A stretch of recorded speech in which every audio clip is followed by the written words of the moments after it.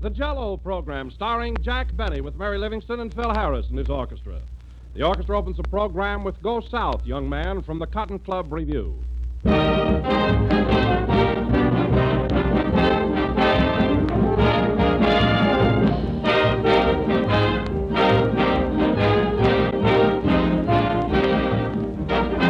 Whether it's a company dinner or just a regular family affair, any meal will be a greater success if it's topped off with a delicious dessert. And no dessert is more delicious or more popular than Jell-O.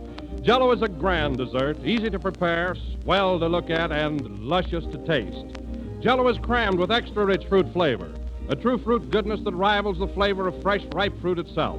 But remember this, there's only one Jell-O, and only Jell-O brings you that special extra rich fruit flavor. So if you want to top your dinner with a dessert that will be an assured success, serve Jell-O. But be sure you get genuine Jell-O. Don't accept any substitutes. Look for the big red letters on the box. They spell Jell-O.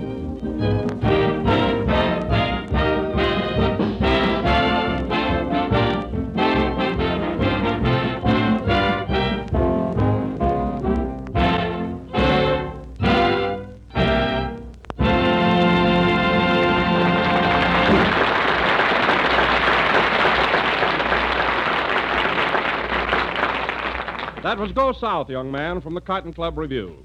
And now, ladies and gentlemen, we bring you a man who every Sunday night at this same time walks up to the microphone, looks it square in the eye, and says, Hello again. This is Jack Benny talking. Well.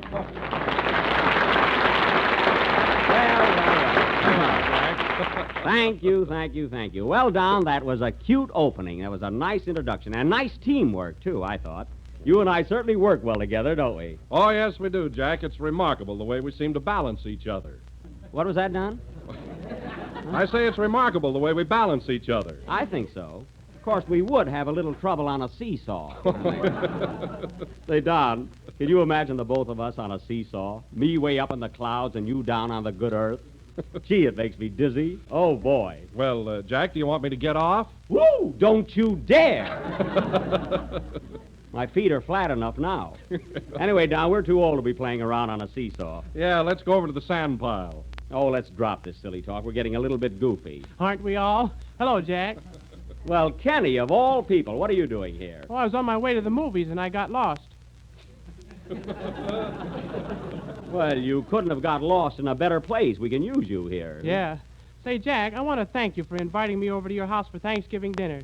Oh, that's all right, Kenny. You're always welcome. And I want to thank you, too, Jack, and I also want to congratulate you for cooking that big dinner all by yourself. Oh, it was nothing, Don. I always do that. You may not know this, but I'm considered to be quite a cook. Oh, you are? Oh, for years I've been known as Prudence Benny of Beverly Hills.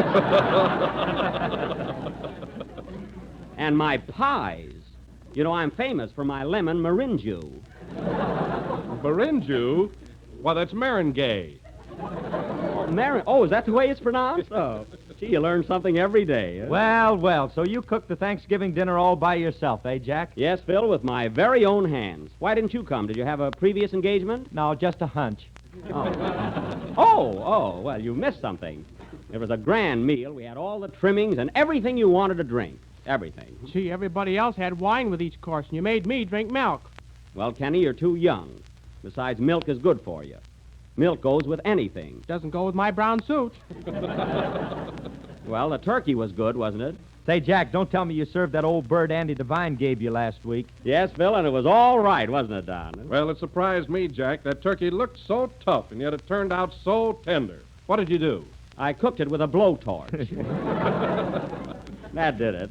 A blowtorch? That's a fine way to cook a turkey. Why didn't you put it in the oven? I tried to, Phil, but it kept jumping out all the time.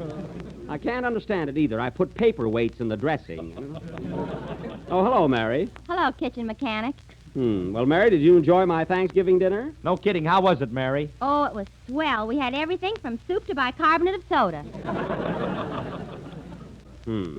And what mashed potatoes. I'll say. They were so lumpy, Jack had to serve them in the sugar bowl. I didn't have to. I was short of dishes. Gee, I thought those mashed potatoes were swell. They were so nice and tan. Yeah. Canned potatoes? Well, the stove was crowded, and I had to cook 'em under the sun lamp. Oh. Anyway, the turkey was delicious. I got a wing, and it was swell. I got a leg and it kicked me. Oh, it did? I got a neck with a collar button in it. Why don't you stay out of the kitchen, Jack? That's a woman's job. Now, Phil, that's the most ridiculous thing you've ever said. That's ridiculous. Men are better in everything. Our greatest cooks are men. Our greatest dress designers are men. Our greatest dancers are men. Our greatest... What are you laughing at? When you get to Mother's, watch out.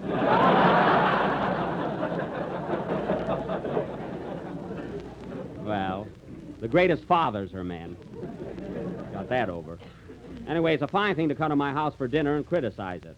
That was real home cooking. Why, you never tasted such rolls in all your life. Boy, were they heavy. They were not. I had to jack mine up to butter it.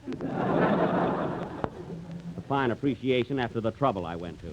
I work and slave over a hot stove, and what do I get? Oh, Jack, now what's the matter with you? They're only kidding. Why, everybody had a good time and enjoyed the dinner. Oh, no, they didn't. And here's something else I wasn't going to mention, but I will now. This'll fix you guys. I had 5 people to dinner, and 6 spoons were missing. 6? I took 2. Well, give me one back. Don't be a pig. Do you want the one from the Brown Derby? No, the one from the ambassador, I've got a set. And now if you fellas are all through heckling my dinner, maybe we can have a selection from the orchestra. Play, Phil. For 2 cents, I tear up my cookbook.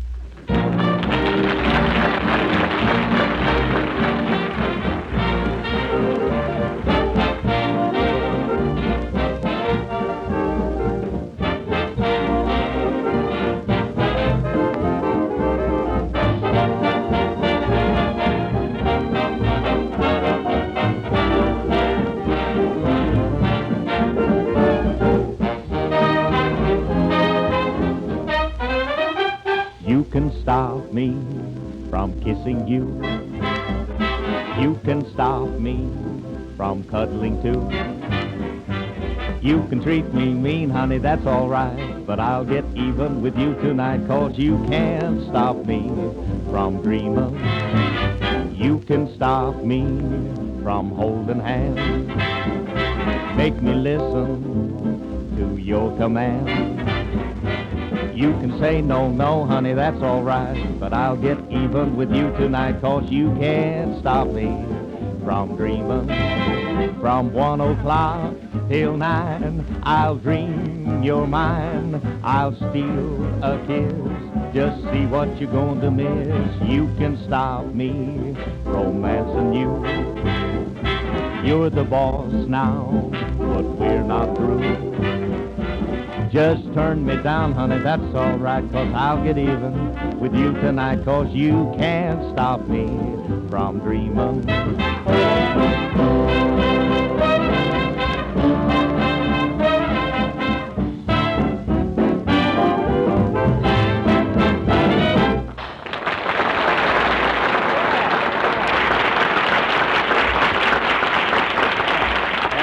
That was You Can't Stop Me From Dreaming, played by the orchestra with a vocal chorus by Phil Harris. Say, Phil, that was quite a surprise. I didn't know you were going to slip in a solo there. Did you, Kenny? No, I didn't either. Oh, it was just a sudden impulse. It was, eh? What made you sing? I'm mad at the piano player, and he hates my voice. Oh, well, you certainly fixed him. What are you mad at him for? Oh, he tells everybody that I don't know how to lead an orchestra.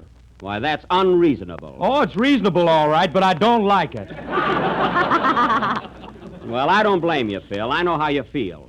There are people right on this program who think they know more about comedy than I do. Yeah. Kenny.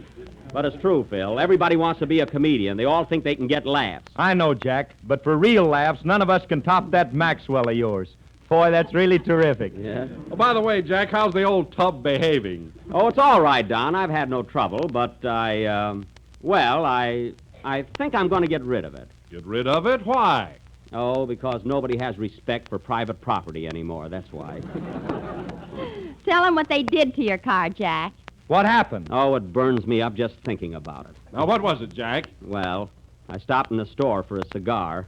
And when I came out, somebody had written on my car, Lulu loves Butch.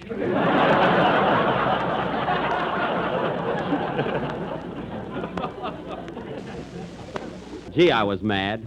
Lulu loves Butch. That's awful. I didn't mind that so much, but I don't even know the people. Well, it's your own fault, Jack. You brought it on yourself when you put that sign on the back of your car. Oh, Sign? Well, what does it say, Mary? Tune in on Jack Benny every Sunday night. well, that's legitimate advertising. And so is this. Ladies and gentlemen, Jell-O is America's favorite dessert. It is economical, easy to make, and comes in 6 delicious flavors. Strawberry, raspberry, cherry, orange, lemon, and lime. What burns me up, why don't Butch and Lulu get their own car? Oh, forget about Butch and Lulu. Well, anyway, I'm going to get rid of it. Did you put that ad in the paper, Mary? Yes, here it is. Oh. For sale or exchange, Maxwell Touring Car. All modern features, including self-starter and one-man top. Excellent view, only 3 blocks from the station. Say, well, what's that got to do with it? My uncle sold a house that way. Oh, I see. Car in first-class condition, owner satisfied, but could feel better. It's a fine ad, huh? Write, wire, or phone, Jack Benny, care of Lonely Hearts Club, Hollywood. I don't belong to that anymore. Anyway, that ad ought to bring some results. Say, Jack, Yeah. I can't understand what you want to sell your car for. I told you why. Gosh, you've only had it a little while, and you're always bragging about it and fussing over it and going around with it all the time. Well, And now you want to part with it. yes, I do. Gee, you're fickle. Well, Kenny, if you're so interested in my car, why don't you take it off my hands? Oh, I might at that. What do you want for it, Jack? Well, let me see. Well, Kenny, would $95 be too much? Hades, yes.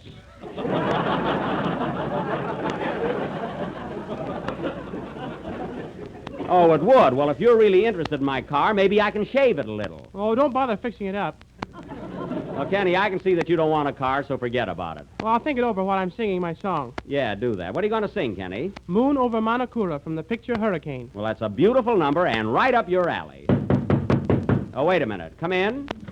Mr. Benny, Yes. are you the party who had an ad in the paper regarding a Maxwell? Yes, I am. Are you in the market? I was, but I got out just in time. Goodbye. Now, there's a lucky fellow. Sing, Kenny.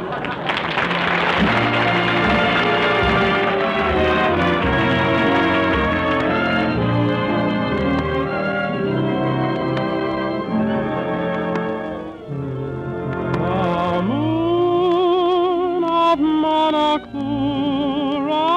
filled the night with magic Polynesian charms. The moon of Manakura came in sight and brought you to my eager arms. The moon of Manakura soon will rise again above the island shore. Then I'll behold it in your dusky eyes, and you'll be in my arms once more. Here we stand once more upon the sand of Manakura, moon enchanted isle. Darling, here we kiss. Do you remember this, the paradise we dreamed a little while? The moon of Manakura soon will rise again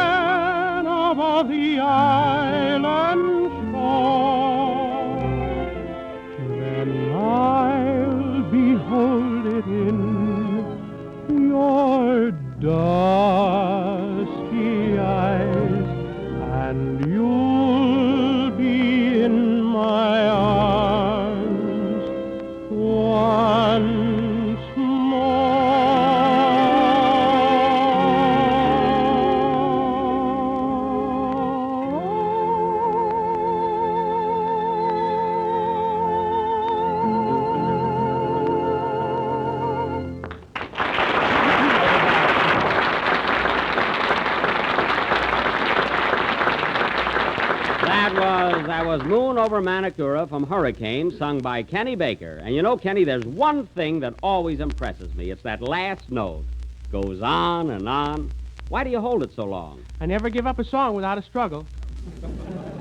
Oh, well, it's very effective. But, Kenny, in order to keep your voice in such perfect condition, you must do a lot of practicing. I'll say. I sing in a bathtub every morning. Oh. And you know, Jack, I had the most embarrassing thing happen to me once. What was it? I reached for a high note and swallowed the soap.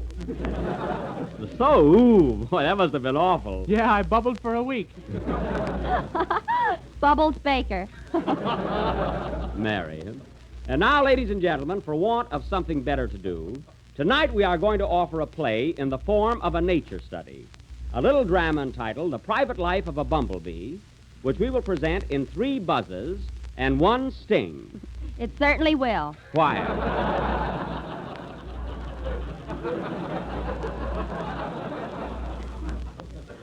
Now, I will play the part of a rosebud. And Don, Kenny, and Phil will be insects as usual. This will go on. There's the phone, Jack. Let it ring. We've got a program to do. Oh. Maybe somebody wants to buy your car. Oh, yes. Give it to me. Hello, Jack Benny talking. Would you like to have a talk? Oh, Slap Ramon. Let me talk to you. It's my nickel. Go ahead. Well, Slap, look. I'm busy right now. Call me back later, will you? Wait a minute. I got a customer for your car. You have? Who is it? My wife's brother. Oh, your brother-in-law. Well, look, Slap, if he's a relative of yours, I'd rather not sell him my car. Go ahead. It'll serve him right. Well, okay, bring him right over. Where are you, Slap? I'm around the corner in the drugstore in my new overcoat and a telephone booth. Are you standing up or sitting down? I don't know. It's dark in here. Well, look, Slap, bring your brother-in-law right up, and if I sell the car, I'll give you a nice commission. Why not? Goodbye. Goodbye. Well, Mary, that ad did get results. Huh? And come in. Hello, stranger. Slapperman, how did you get here so quick? What quick? I got stuck in the elevator. Say, Jack, I want you to meet my brother-in-law, Anatole Ginsburg. Well, this is a pleasure, Mr. Ginsburg. I'm very, very happy to know you. Hello.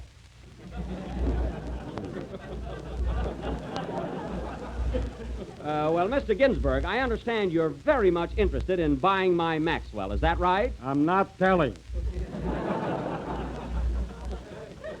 Now, look, if you want to buy my car, Mr. Ginsburg... Say, Jack, What, Mary? I don't think you've got a Chinaman's chance with this guy. What Chinaman? Who's that Chinaman? If the hat fits, put it on. Stay out of this, Mary. Now, look, Mr. Ginsburg, if you want to buy my car, it'll have to be a cash proposition. You understand that? Don't worry, Jack. He's got the cash. But only last week in the Irish sweepstakes, he won a prize amounting to... It's a lie. Boys. It was in the neighborhood of $5,000. Why did you tell him? Did I say exactly? Now, look, fellas, wait a minute. Let's not take up a lot of time arguing. Mr. Ginsburg, do you want to buy the car or not? Yes. Don't be yesing with my money. Quiet, Anatole. Behave yourself. Be a gentleman. Where's your etiquette? Look who's talking etiquette. If it wasn't for me, you couldn't even speak English. Is that so? Yeah. You said it. Now I'm satisfied. Hey, boys, what is this anyway? The affairs of Anatole. Now, look here, Anatole. A man with your money should own a car like this. Now, I'll tell you what I'll do. I'll let you have it for $95 because I like you. Make it 50 and drop the affection. Now, look, Slap, I'd like to sell the car to your brother-in-law, but $95 is the lowest I can take. I'm walking out. All right, $85. I'm still walking. Now, go ahead. I don't care. Wait a minute, Anatole. Please, don't be a chimpanzee. Come here. Verwoes bist du nicht geholfen, der Maxwell was der mee met je. Ik darf es ook nog kapot. I need it like a hole in a head. And besides, he looks like a crook. I resent that. Say, Jack, did they say anything about Jell-O? That I'll buy. Mazel tov. Now, look at what's going to happen here. Am I selling the car or not? Hold on, Jackie boy. I know how to clinch the deal. Take us out for a ride, and if Anatole likes the car, he'll buy it 10 at a time. All right, I'll take you out for a ride, and then we'll talk business. That okay with you, Mr. Ginsburg? I'll take the ride anyhow. Well, he's weakening, Jack. All right, you and Anatole can sit in the back seat. You'll find it nice and comfortable. Play something, Phil. Come on, Mary. You can sit in front with me. I will not. Quiet, I bought cushions this morning. Let's go, boys. So long, gang. So long, Jack. Come on, Anatole, make it snappy. All right, don't push me.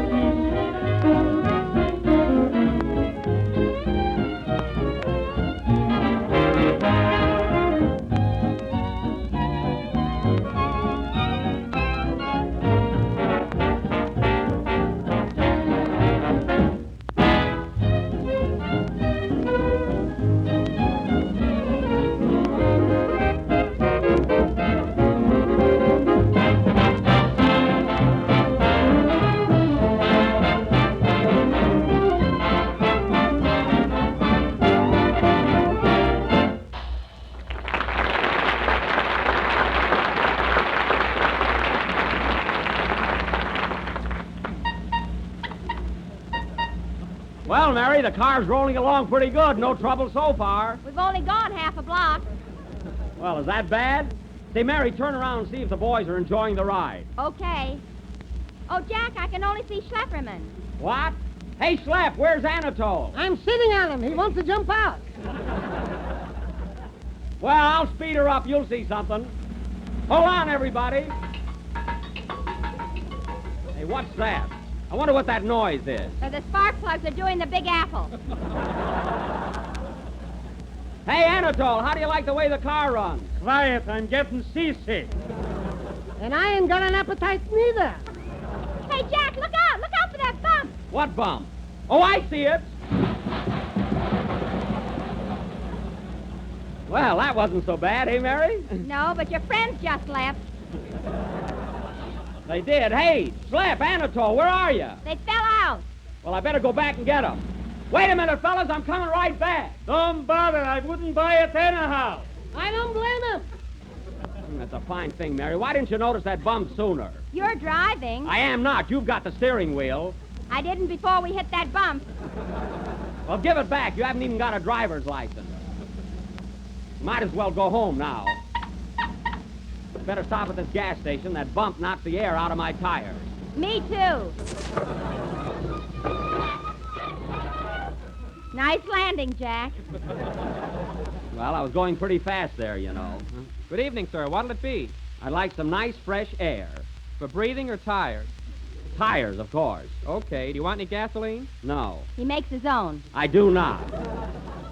All right, put in 2 gallons, buddy. 2 gallons. Is this car on a diet? Don't get gay, just put it in. Okay, sporty. Where's the gas tank? What? Where's the gas tank? Under the seat. Get up, Mary. Gee, is that the gas tank? Yeah, I've been using it for an ashtray. that's fine. Right here, bud. Hey, Bill, put in 2 gallons. I've got it.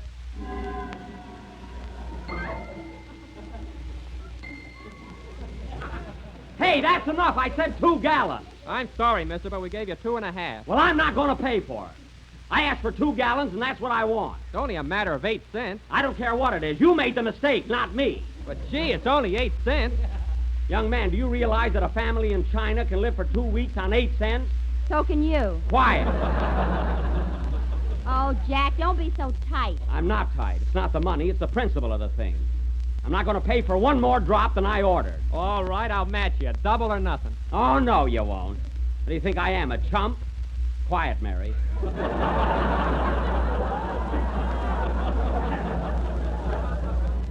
You guessed it. All right, buddy, what do I owe you? 2 gallons, that's 32 cents. You want to pay it all now? Yes, and don't be smart. Here you are. Come on, Mary, let's go. Come on.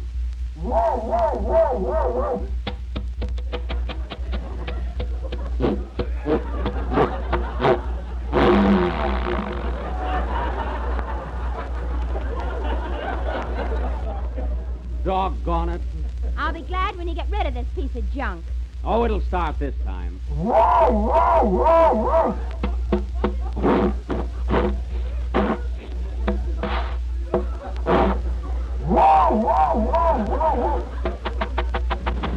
Hey, there she goes.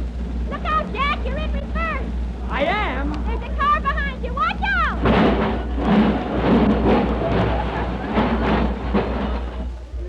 Oh, what's the matter with me anyway? Hey, you, where do you think you're going? I'm sorry, mister. It was all my Of fault. all that careless dope, say I ought to punch you right in the nose. Hey, you can't say that to Jack. He can, too. Quiet. Now, look here, mister. If I've damaged your car, I'll pay for it. You better or you'll be sorry. Oh, yeah? Let's beat it, Mary, before I lose my temper. Oh, boy, you were lucky that time. I wasn't scared of him. He didn't upset me. Yeah, then take that cigar out of your ear and let's go. Oh, I was looking for that.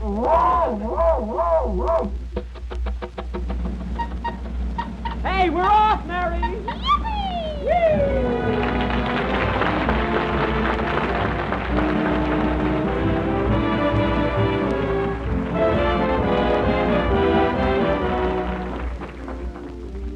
Here's a swell new dessert your family's going to love. It's quick and easy, and it's delicious. The name of it is Pear Strawberry Mold, and it's a tempting combination of luscious strawberry jello and canned pears. And it's so easy to make that anyone can prepare it, but so colorful it even makes a swell party dessert. Here's all you have to do. Just dissolve a package of strawberry jello in a pint of hot water, turn into a mold, and chill until firm. Unmold on a platter and decorate with slices of crisp canned pears and maraschino cherries. A beautiful mold of shimmering strawberry jello garnished with cherries and pears. And it tastes every bit as good as it looks. For strawberry jello is packed full of delicious, extra-rich fruit flavor. All 6 of Jello's delicious flavors have that extra-rich fruit flavor, too, which makes every Jello dessert a triumph every time. So ask your grocer for the one and only genuine Jello.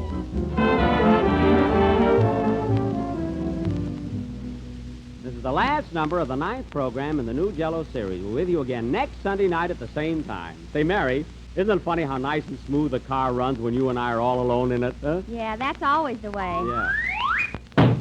Oh, darn it, another flat. Fix it, Mary. No, it's your turn. That's right. Good night, folks.